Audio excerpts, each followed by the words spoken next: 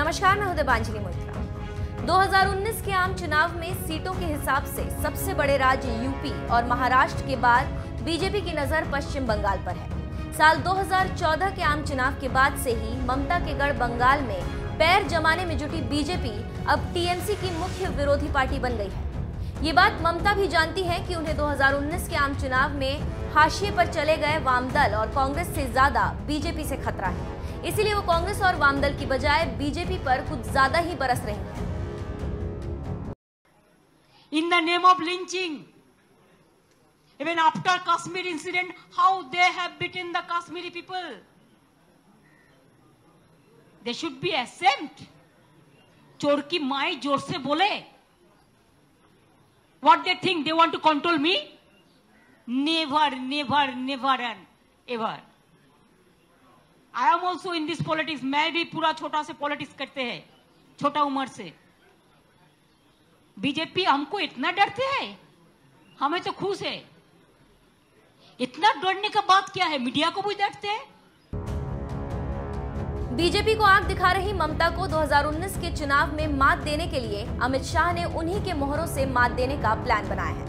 एक एक कर ममता के सिपहसालारों को कमल थमाने में जुटी बीजेपी ने अभी हाल ही में उनके मौजूदा सांसद अनुपम हाजरा को पार्टी ज्वाइन करा दी। इस झटके से ममता बनर्जी संभल ही पाती कि 14 मार्च को ही उनके सिटिंग एमएलए अर्जुन सिंह को भी बीजेपी में शामिल करा लिया। मिशन 22 के लक्ष्य पर निशाना लगाने के लिए जिस अर्जुन को बीजेपी ने पार्टी में शामिल कराया है वो भाटपारा विधानसभा से विधायक हैं। बीजेपी ने उन्हें बैरकपुर लोकसभा सीट से टिकट दिया है। इस सीट से टीएमसी नेता दिनेश त्रिवेदी पिछले 2 बार से सांसद रह चुके हैं। यूपीए सरकार में वो रेल मंत्री की जिम्मेदारी भी संभाल चुके हैं। अर्जुन सिंह को बंगाल बीजेपी प्रभारी कैलाश विजयवर्गीय और वरिष्ठ नेता मुकुल राय ने दिल्ली में पार्टी की सदस्यता दिलाई। पिछले 20 सालों से राजनीति में सक्रिय अर्जुन सिंह का बैरकपुर बारासात के इलाके में 7 से 8 विधानसभा क्षेत्रों में जबरदस्त प्रभाव है, जिसका फायदा बीजेपी को मिल सकता है। बता दें, अर्जुन सिंह काफी दिनों से बैरकपुर लोकसभा सीट पर दावा कर रहे थे, लेकिन ममता बनर्जी अपने मौजूदा सांसद दिनेश त्रिवेदी का टिकट काटकर उन्हें सीट देने के लिए तैयार नहीं थी, जिसके बाद अर्जुन सिंह ने बीजेपी का दामन थाम लिया। हमार प्रियो भाइयों बनेरा,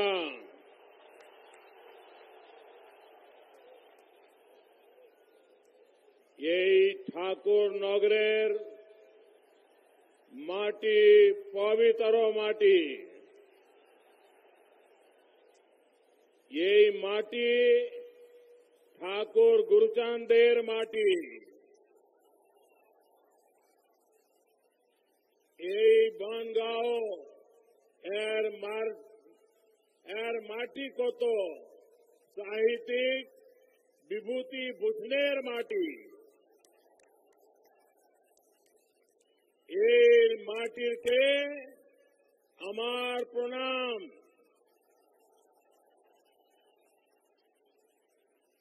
मंच पर विराजमान अखिल भारतीय मातृ महासंघ के श्रीमान शांतनु ठाकुर जी,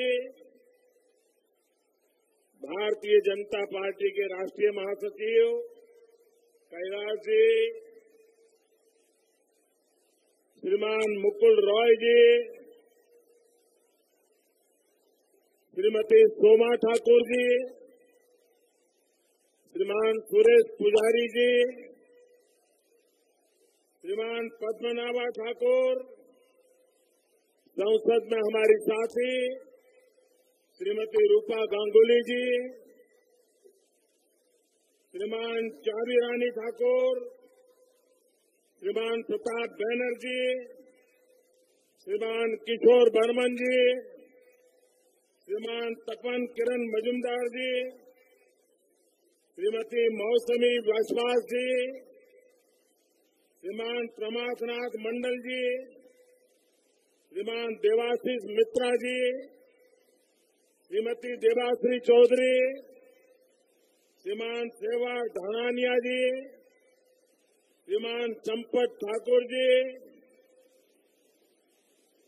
श्रीमान अमित्वा रॉय, डॉक्टर अर्चना मजुमदार, श्रीमान सुखेंद्रनाथ बिस्वास, श्रीमान प्रदीप बनर्जी, श्रीमान अरविंदो बिस्वास, श्रीमान अरुण हल्दर जी और विशाल संख्या में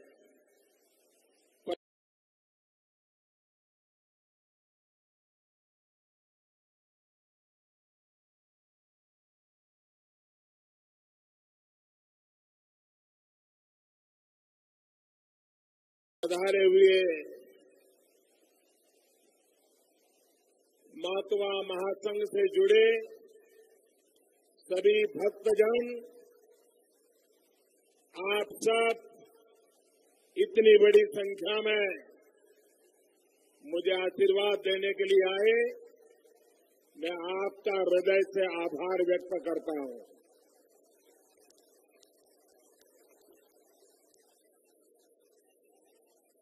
स्वामी विवेकानंद, रामकृष्ण परमहंस, चैतन्य महाप्रभु, महर्षि अरविंदो, गुरुदेव रविन्द्रनाथ टैगोर, नेताजी सुभाष चंद्र बोस, काजी नजरुल और डॉक्टर श्यामा प्रसाद मुखर्जी जैसे मनुष्यों, कर्मयोगियों और क्रांतिवीरों की धरती को मैं शीश झुका करके नमन करता हूं।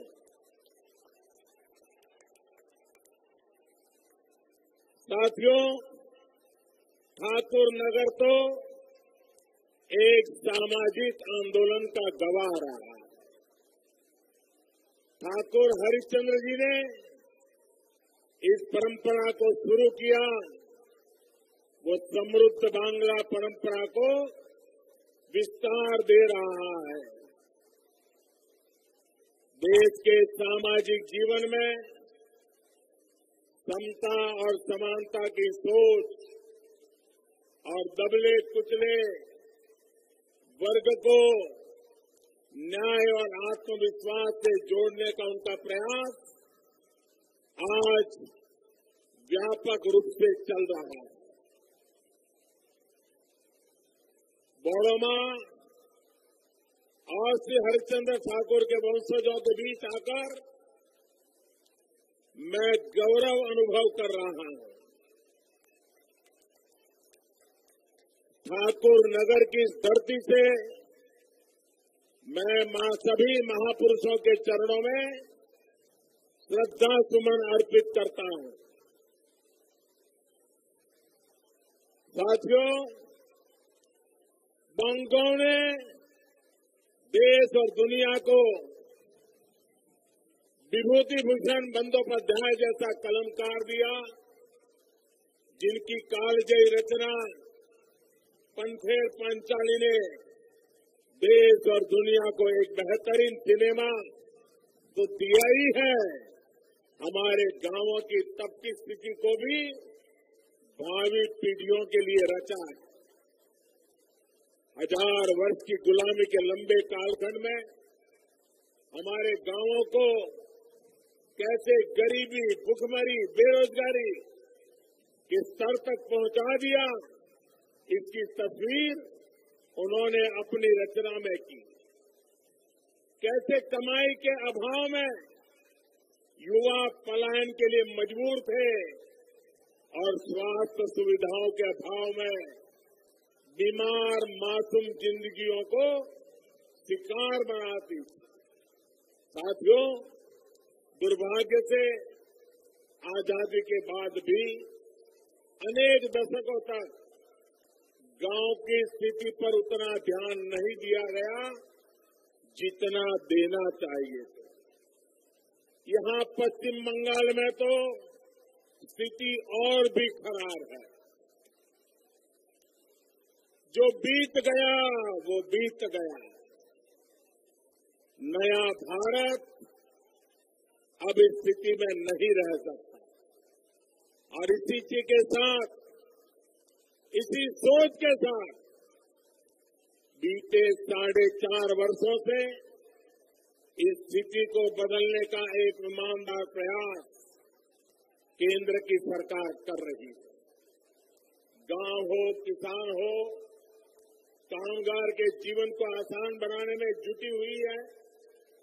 अपनी इसी प्राथमिकता को विस्तार देते हुए कल एक ऐतिहासिक कदम उठाया गया है। देश के इतिहास में पहली बार किसानों और कामगारों के लिए बहुत बड़ी योजनाओं का ऐलान किया गया है।